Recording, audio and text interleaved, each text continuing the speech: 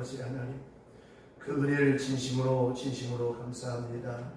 오늘 새벽에도 이렇게 평안한 가운데 주 앞에 나와 기도할 수 있고 찬송할 수 있는 이 신앙의 자유와 또 우리의 생활에 평안을 더하여 주셔서 고요한 시간 주의 음성을 들으며 하나님의 거룩한 이름을 높이고 찬양하며 하루를 시작할 수 있도록 복 주심을 진심으로 감사합니다.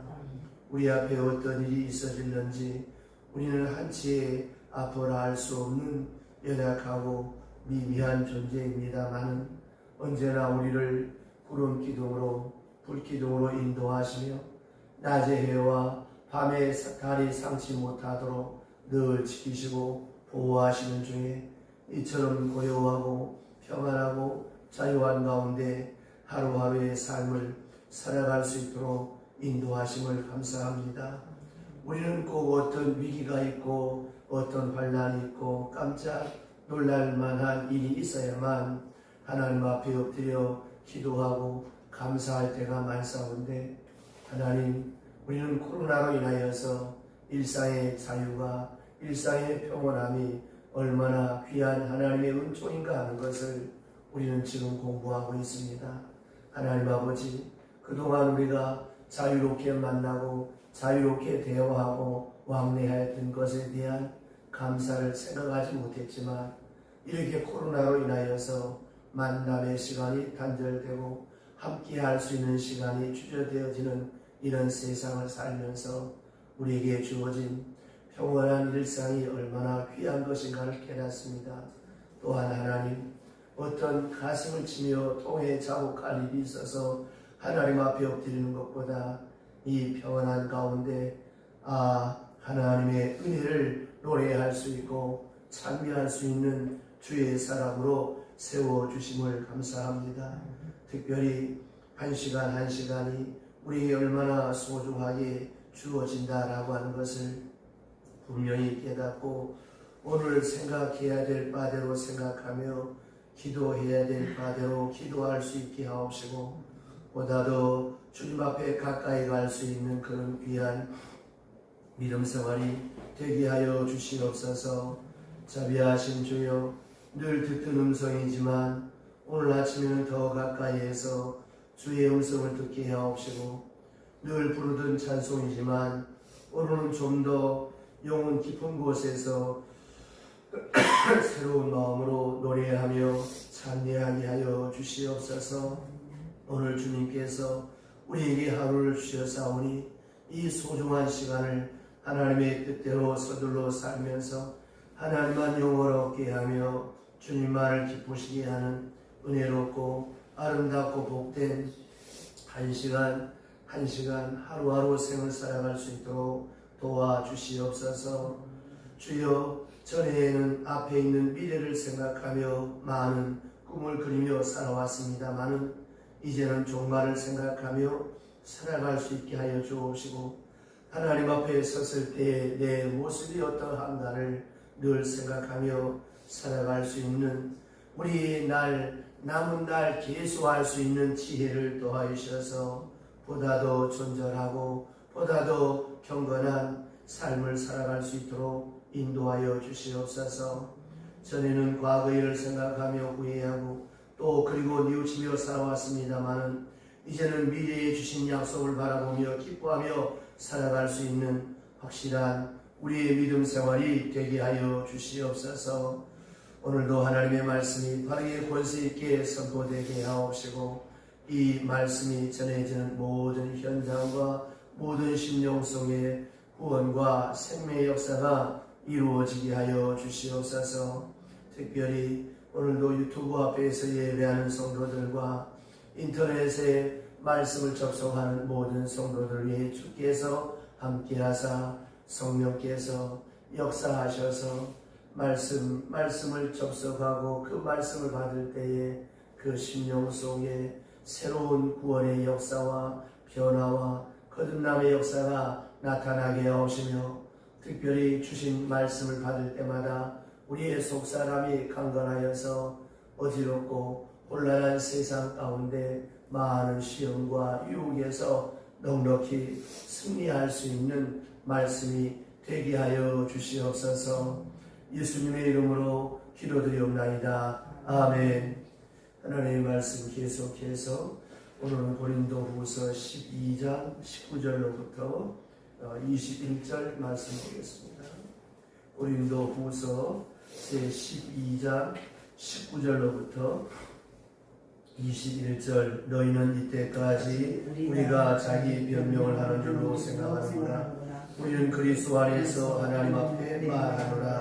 사랑하는 자들아, 이 모든 것은 너희에게 덕을 세우기 위함이니라. 내가 갈 때에 너희를 내가 원하는 것과 같이 보지 못하고 또 내가 너희를 너희 가운데 같이 보일까 두려워하여 또 다툼과 시기와 분쟁과 당짓는 것과 비방과 수군거림과 거만함과 혼란이 있을까 두려워하고 또 내가 다시 갈 때에 내 하나님이 나를 너희 앞에서 낮추실까 두려워하고 내가 전에 죄를 지은 여러 사람의 그 더러움과 음란함과 어색함을 아니함 때문에 슬퍼할까 두려워하노라. 아멘. 네, 고린도서를 볼 때마다 한 장 한 장 묵상하고 살필 때마다 바울이 이 고린도 교회를 얼마나 사랑하고 있는가 하는 그 목회자의 진실한 심정이 여기에 잘 나타나 있습니다. 언제든지 우리 인간관계에서 그러한 줄 압니다만은 사랑하는 마음으로 받아들이고 또 존경하는 마음으로 받아들이면 이것이 충고요, 교훈이요, 지혜요, 내게 양약이 되어집니다.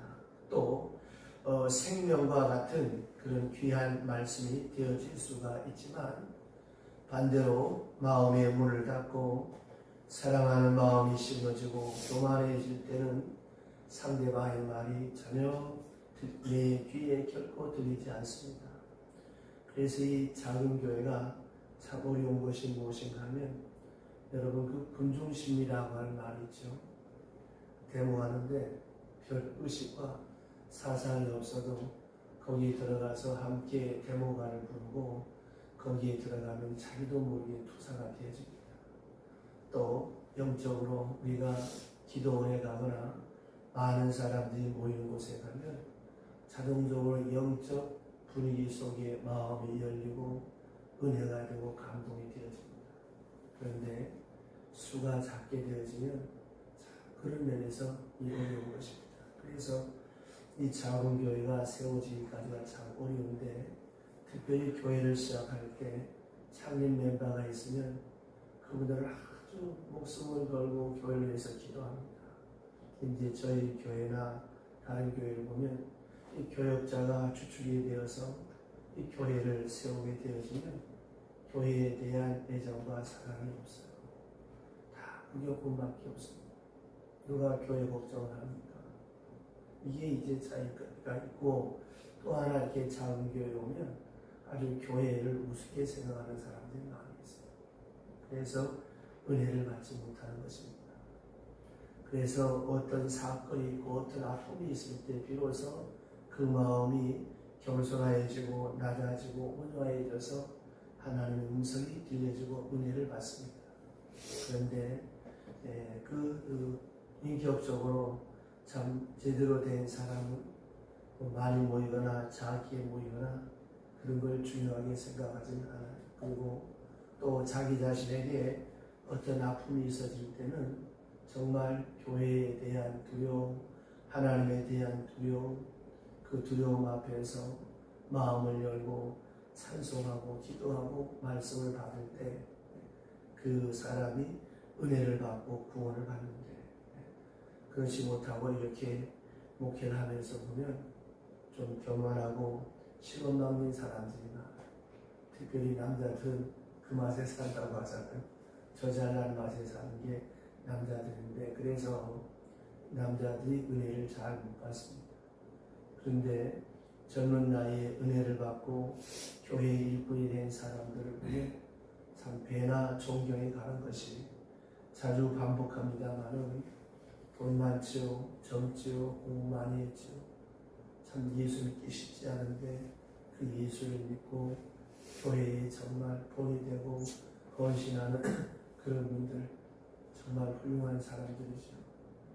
그러니까 똑같은 현장, 똑같은 장소에서 누구는 은혜를 받고 누구는 은혜를 받지 못하는 것이 무엇인가 하면 그 심령이 가난한 심령이 되어지지 아니하면 오늘 겸손한 마음이 되어지지 아니하면 은혜를 받지 못하는 그런 경우가 참 많습니다. 그러니까 보세요. 바울의 이 말씀이 얼마나 능력 있는 말씀이 권위의 말씀입니다. 바울이 지나가기만 해도 손수건만 흔들어도 귀신이 물러가고 병자가 일어나는 거예요. 그런데 고린도 교회의 상황을 보세요. 이런 능력의 종, 말씀의 종, 권능의 종이 말씀을 선포해도 이 가운데 이렇게 바울의 마음을 아프게 하고 교회를 어지럽게 하는 사람들이 있어요. 왜 그럴까요? 그 마음의 문을 닫고 사랑하는 마음이 식어지면 그 다음부터는 어떤 일이 있을까요?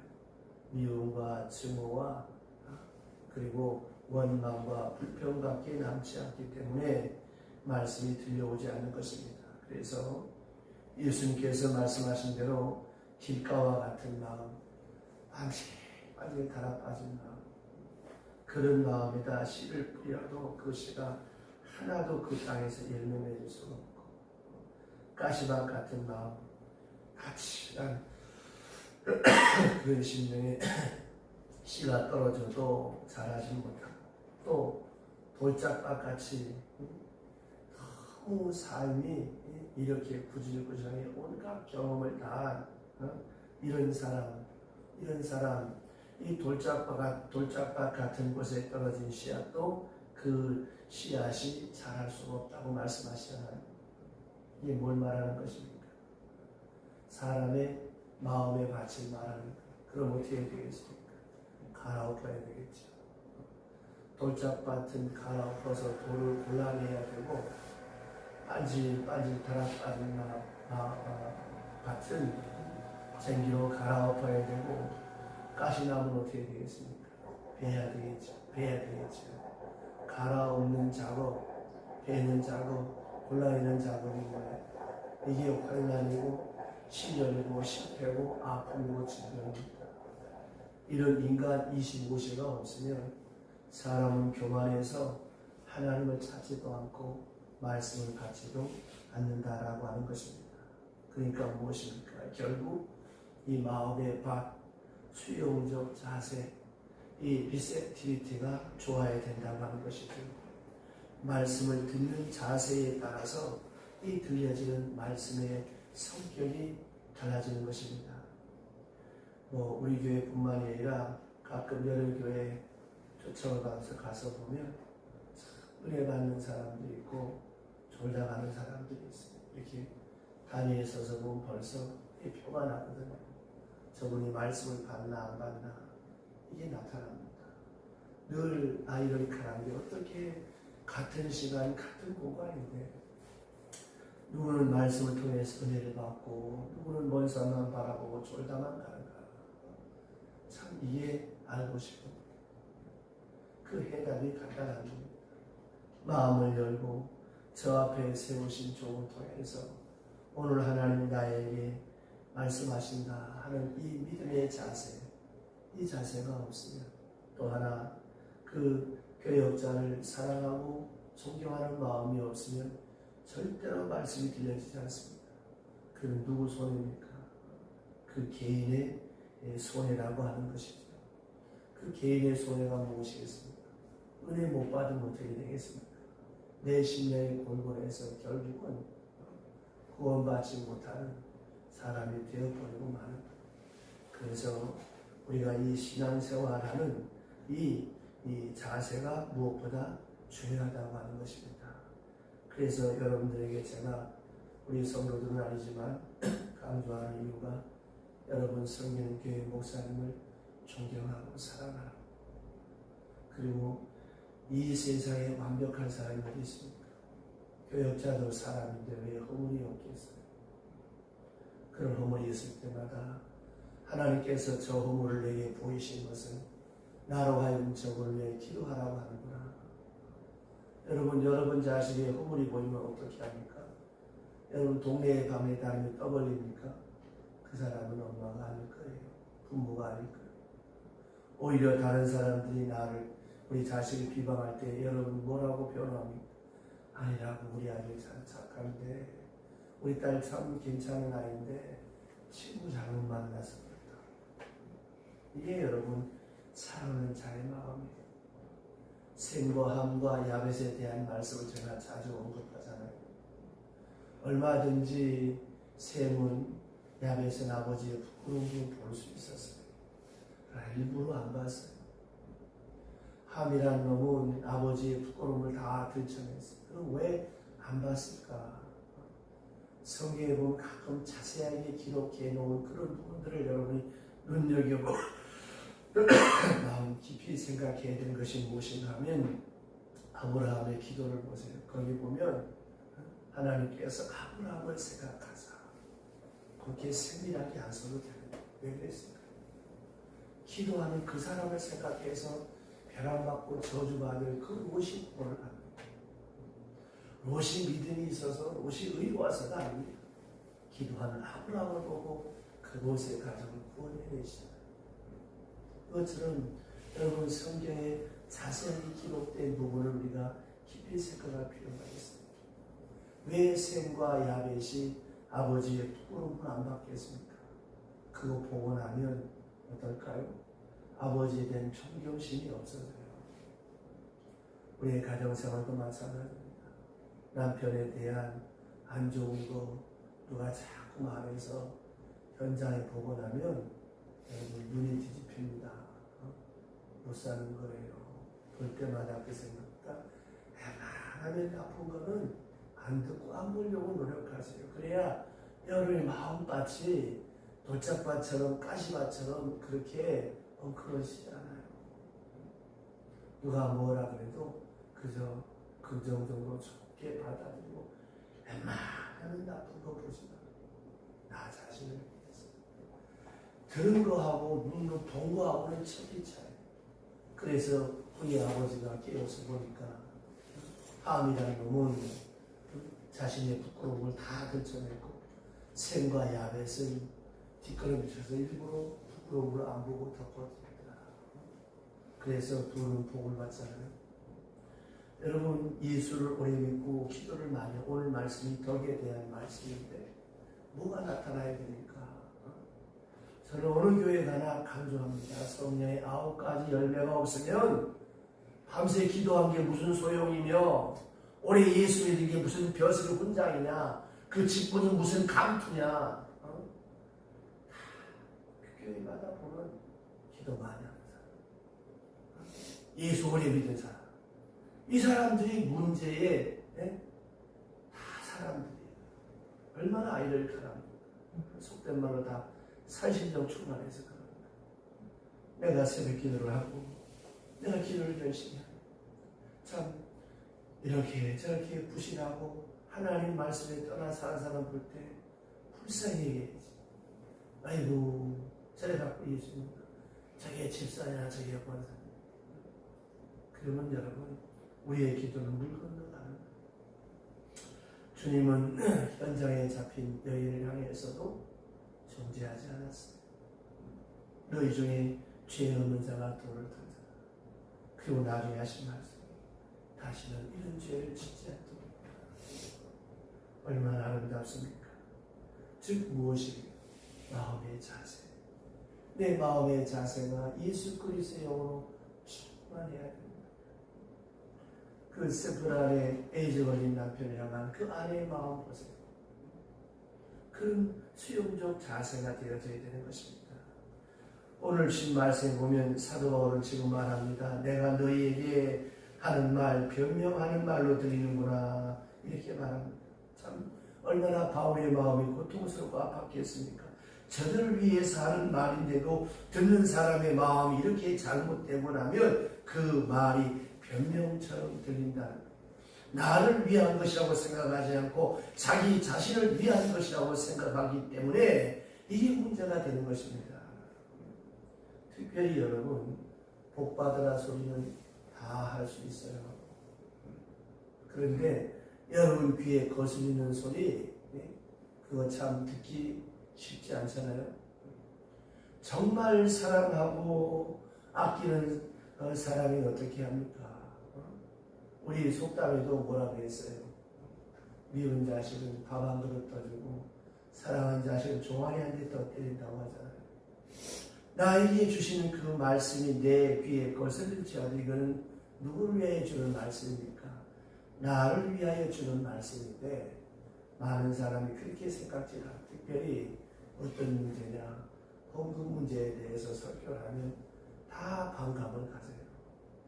근데 저는 아주 자신 있게 얘기합니다. 저는 제가 그렇게 살기 때문에 또 그렇게 산 결과를 제가 알기 때문에 여러분 다 복 받기 좋아하시죠? 복이 그냥 옵니까? 심어야 오는 거예요. 목회 30년 넘게 하면서 평신도의 세계, 목회자의 세계를 보면 참 무서운 게 많습니다. 참 제 얼굴에 침 뱉는 것 같지만 목사님이 강단에서 얼마나 많은 말씀을 선포하냐면 돈 한 푼 안 써. 그러니까 그 마지막이 참 안 좋아요. 일반 성도들도 마찬가지입니다.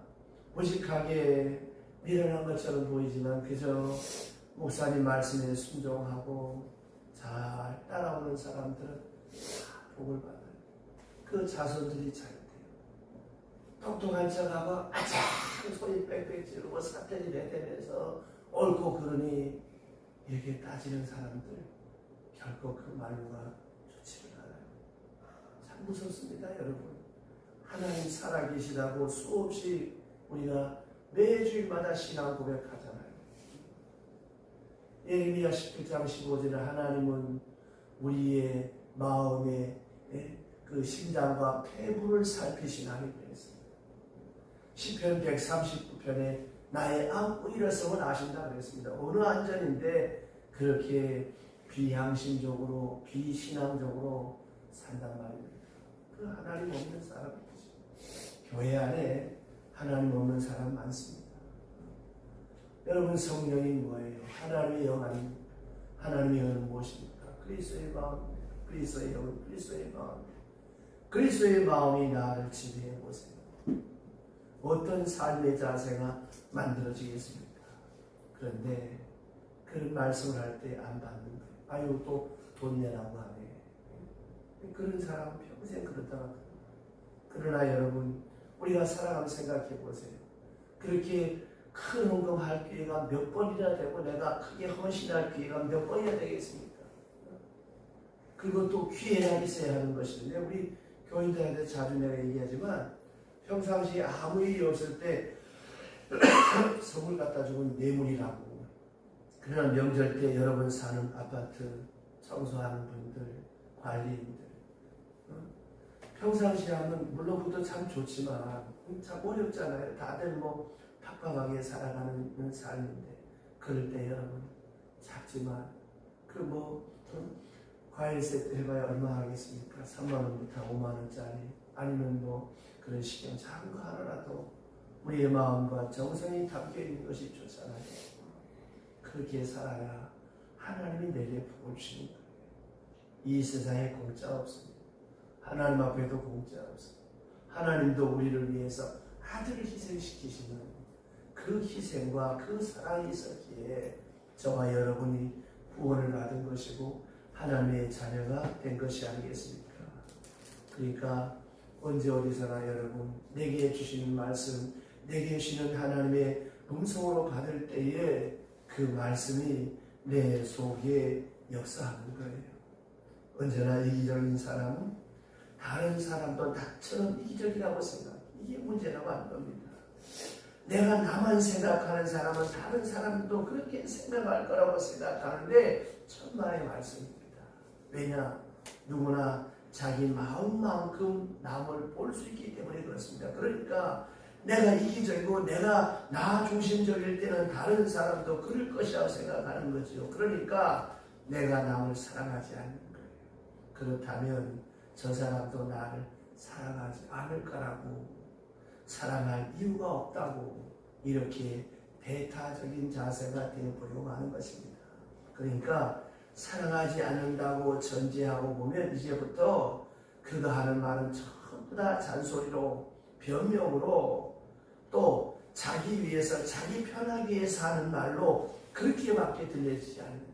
여러분 부모와 자식 관계도 보세요. 자식을 사랑해서 부모가 애정어린 충고를 할 때 이 마음의 자세, 이 생각의 자세가 우리 엄마, 우리 아버지가 나를 사랑해서 이렇게 말씀하신다 이렇게 들려지는 그런 마음의 자세, 그런 생각이 되어지면 그 어머니, 아버지의 잔소리가 내게 교훈으로, 양형으로 받아들여집니다. 그러나 아이고 우리 엄마 또 잔소리 시작하네 이러면 끝나버리고 마는 거예요. 심지어 공부해라, 공부해야 된다 이렇게 말할 때 자기 자신을 위해서 한 말이 아니라 내가 공부 못하면 친구만 할 때 창피한가 보지 이따오로 생각하는 놈은 이건 참 문제가 많은 거죠. 그러니까 보세요. 언제 어디서나 우리는 이 두 관계에서 내 마음의 자세가 어떻게 열리냐 이게 참 중요하다. 이런 성품이 참 중요한 것입니다. 그래서 사람은 좋은 성품의 소유자가 되어져야 돼요. 아인슈타인의 유명한 말이 있습니다. 언제든지 사람은 어떤 문제를 해결함에 있어서 그 문제에 대한 생각의 자세를 바꾸지 않는 한 그 문제는 해결이 없다고 그랬어요. 생각의 자세, 이 태도 이걸 바꿔야 되는 겁니다. 그런데 나 중심적일 때 다른 사람도 자기 중심적일 거라고 생각해. 그러므로 다른 사람이 내게 베푸는 사람을 전적으로 수용하지 못합니다. 그러면 어떻게 들려지겠습니까? 칭찬할 때 아이고 저 칭찬하고 나 비행기 태워놓고 또 뭘 바라는가, 뭘 더 달라고 하려나 이렇게 생각하면서 그 칭찬이 하나도 고맙게 느껴지지 않는 거예요. 이게 참 문제라고 하는 것이죠. 만약에 그 충고의 말을 할 때 지금 자기가 화가 나서 나한테 화풀이 하는 것보다 이렇게 생각하면 그 잔소리, 그 교훈은 아무 의미가 없는 것입니다. 백해 무익한 거예요. 그래서 사도 바울은 아주 오늘 본문에 보면 두려워한다고 하는 말을 4번이나 이렇게 합니다. 이렇게 두려워한다. 나는 이런 마음으로 두려워한다. 이런 것을 걱정하고 이런 것을 배려한다. 이 마음이 너무 지나쳐서 두려운 마음으로 바뀌었다. 두렵다는 말을 4번이나 합니다. 자, 내일 아침에 또 이어서 옵시다. 기도하겠습니다. 하나님 아버지, 우리가 인간관계나 인생을 살아갈 때 우리의 마음은 하나님께서 처음 주실 때 온유하고 겸손하고 순전하였습니다.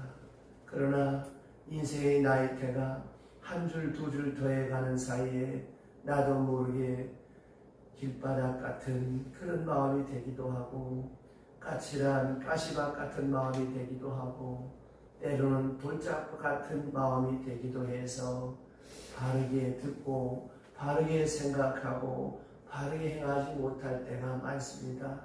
하나님 아버지, 우리의 굳어진 마음, 우리의 돌짝밭 같은 마음, 우리 가시밭 같은 마음 갈아엎으시고 제하여 주셔서 언제나 순전한 마음으로 하나님의 말씀을 받게 하옵시고 우리들이 섬기는 교회 교역자들을 사랑하며 존경함으로 그 입술을 통하여 선포되는 말씀이 내게 주시는 생명의 말씀이 되어서 내 영혼이 잘 되고 범사가 잘 될 수 있고 강건해질 수 있는 복 있는 사람이 될지언정 오래 믿었다고 하는 것 때문에 내 마음이 굳어진 돌짝밭 같은 마음이 되어서 소중한 생명의 말씀이 내게서 들려지지 않는 그런 어리석음과 우매함이 있어지지 않도록 주여 우리의 심령을 온유 겸손케 하사 하나님의 교회를 사랑하며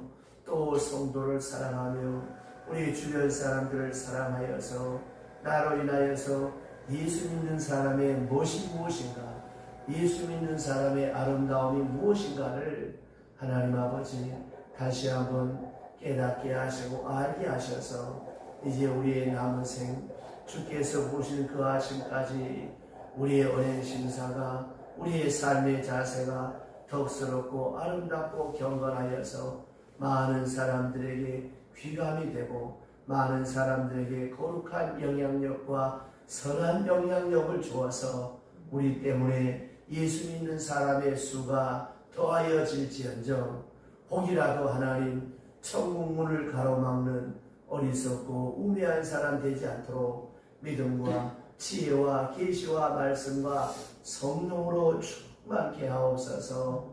그리하여서 그리스도의 영이 나를 지배하고 그리스도의 말씀을 따라 오늘을 살고 내일을 살아갈 수 있도록 인도하여 주시옵소서.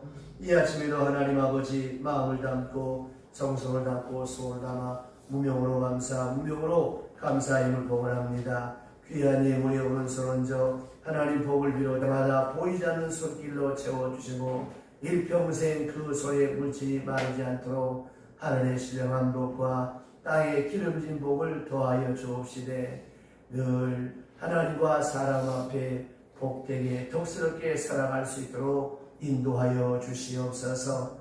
오늘도 말씀과 함께하를 시작합니다. 이 날이 복된 날 되게 하시고 하나님의 거룩한 영광이 나타나는 복된 날 되게 하여 주시옵소서. 예수님의 이름으로 축복하며 기도드리옵나이다. 아멘.